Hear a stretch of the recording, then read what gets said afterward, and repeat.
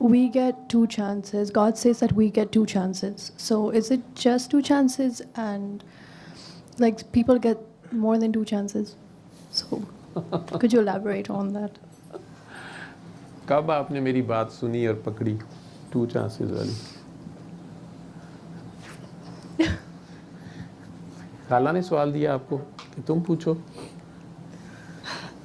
खाला खुद forensic expert है ना, तो उसने मेरी किसी ना किसी पुरानी बात का जो एनालिसिस करके वहाँ से क्वेश्चन निकाला है और बड़े आराम से आपको दे दिया कि पूछो तुम।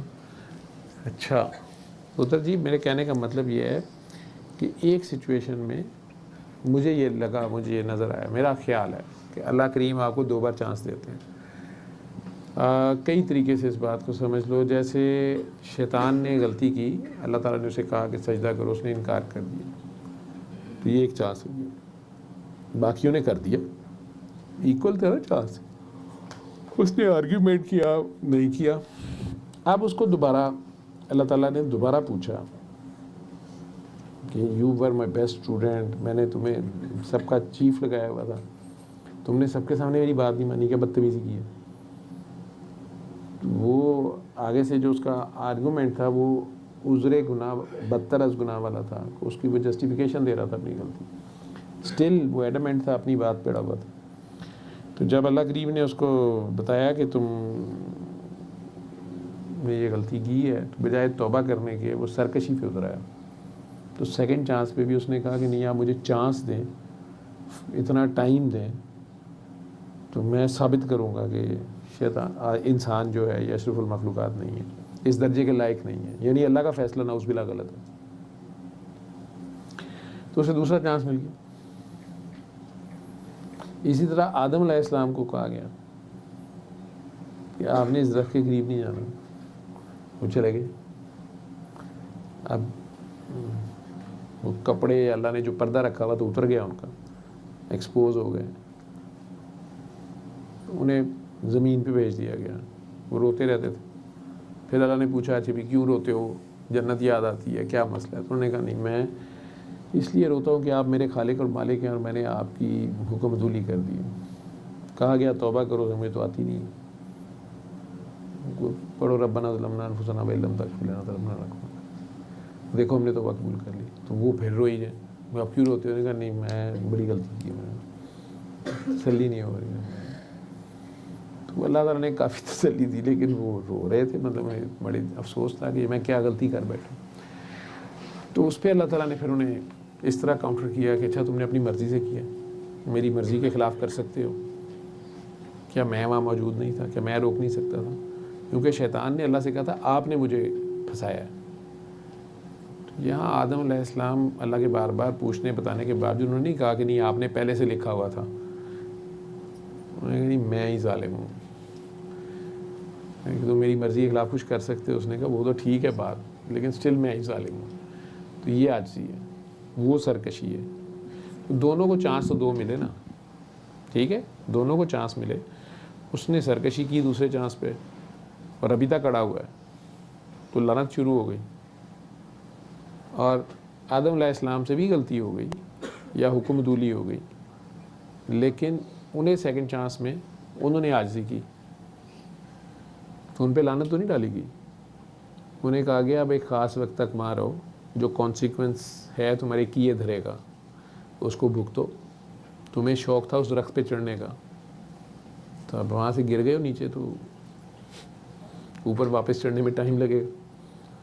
तो अब एक ख़ास वक्त तक यहाँ रहो, क्योंकि कितने वक्त तक, जब तक कि शैतान ने मोहलत मांगी।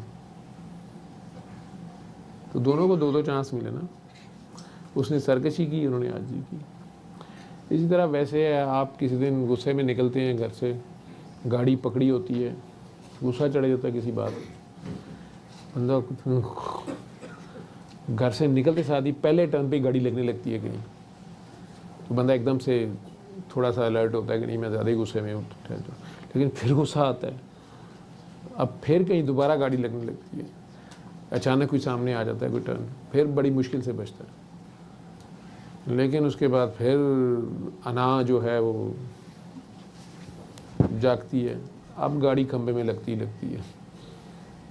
तो फिर बंदा पछता रहा होता है, यार मुझे 2 बार ख्याल भी आया तो 2 बार चांस नहीं मिला था। लेकिन उसके बाद फिर अना जो है वो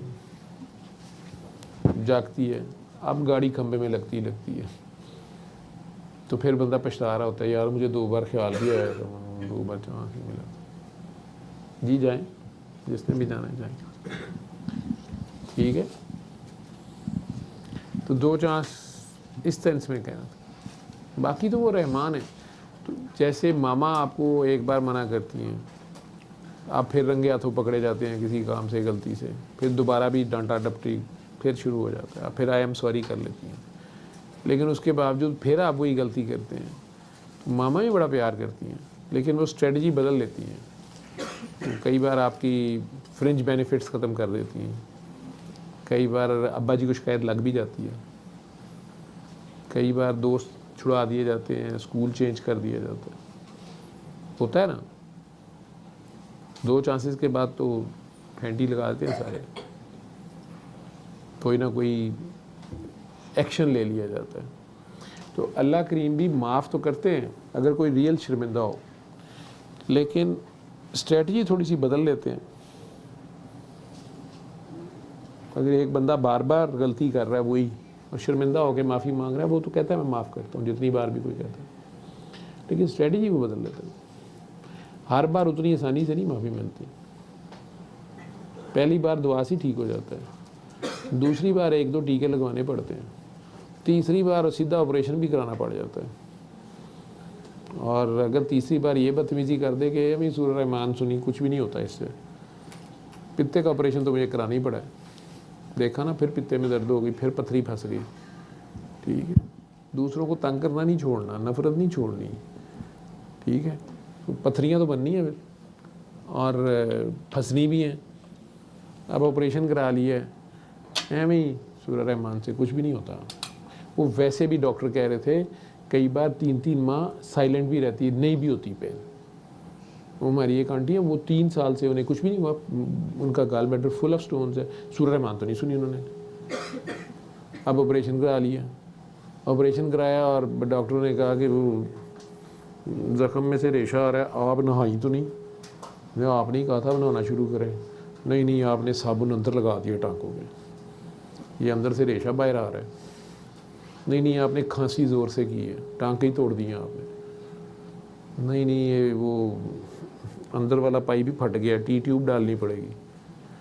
3 महीने बाद सोचता है, सर हाँ जी सर मैंने ऑपरेशन कराया था पित्ते का, तो वो ना ऑपरेशन ख़राब हो गया, तो वो अब डॉक्टर झूठ बोल रहे हैं, तो वो मेरे से छुपा रहे हैं, तो फिर वो ऐसे हुआ, तो फिर वैसे हुआ, तो फिर दूसरे हॉस्पिटल गए, तो वहाँ से तीसरे गए, तो तीसरे पर उन्होंने कहा कि पहले दोनों ने गलत किया, तो अब वो कह रहे हैं कि वैसे आप फिर ट्यूब डालेंगे।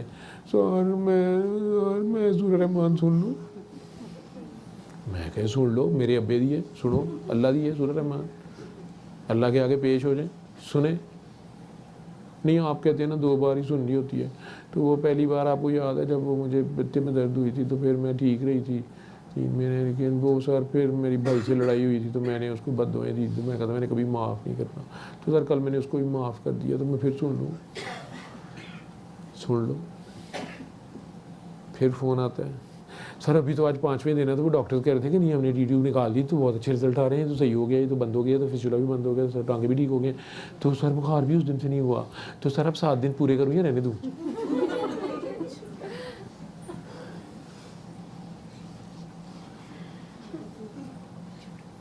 तो फिर मैं डराने के लिए कहता हूँ अल्लाह 2 चांस ही देता होता है, तो आप ज़रा 2 दिन और कर ही लें। क्या ख्याल है, इनको छोड़ दिया जाए कि मार दिया जाए? बोल तेरे साथ क्या सलूक किया जाए? ठीक है, वो अल्लाह मियाँ क्या कहना है किसी को, हम आपस में नहीं एक दूसरे को छोड़ रहे होते, हम ही नहीं माफ़ कर रहे होते, बार बार शरारतें कर रहे होते हैं।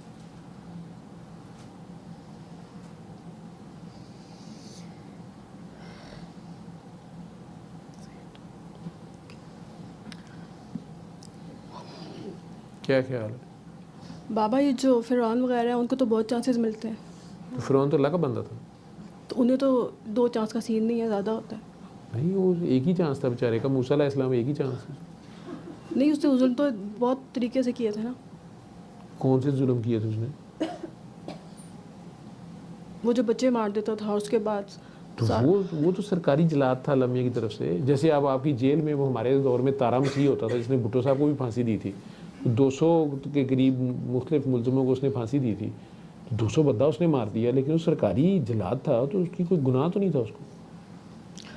इसी तरह उसकी अलामिया ने ड्यूटी लगाई थी कि ये कौमें यहूद जो है, इन्होंने मेरे बड़े नबी शहीद किए हैं, ज़रा छितर मारो, तो इनकी ज़रा ट्रिब्यूट ऐड करो। तो वो अल्लाह ने खुद ही उन पर मसलत कर दिया। वो तो अल्लाह मियाँ की तरफ से डिप्यूटेड था उन पर, उसे चांस नहीं थे।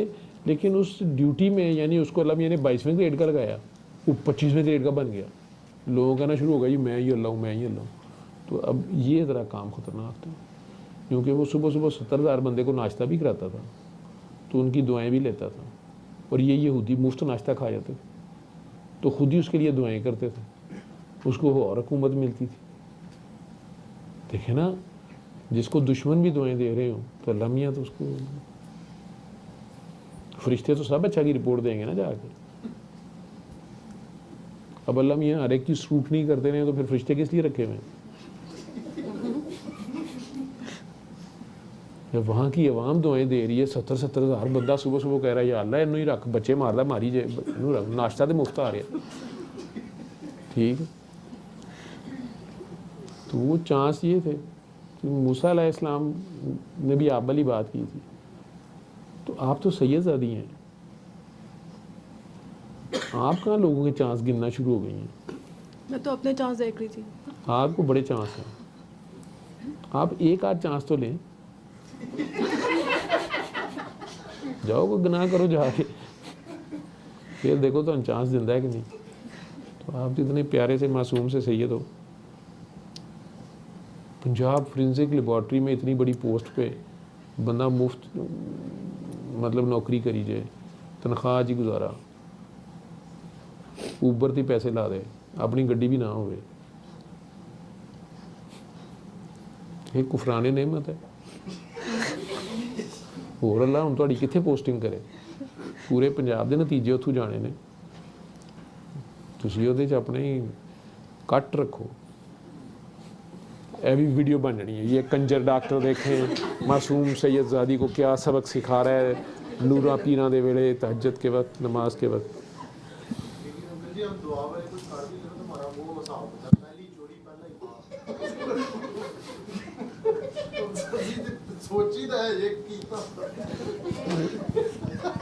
मैं भी उसको कह रहा हूँ जिसका मुझे पता है उसने कुछ नहीं किया। मैं और हारिस और अहमद थोड़े दिन पहले नाश्ते में ये बात कर रहे थे कि यार अब मैं देखता हूँ कि जैसे माफिया अल्लाह ने कितनी मतलब वो पाकिस्तान ते प्रोग्राम ही लेवल ही और चल रहे हैं ना। तो मैंने कहा यार मैं अब सोचता हूँ कि अंकल जी को मिलने से पहले कुछ बड़े गुनाह कर लेने चाहिए थे, वो इको बारी माफ़ी तो मिल जाती। हमने तो वो भी नहीं किए, तब भी साडा तो पहली चोरी पहला ही पा होया।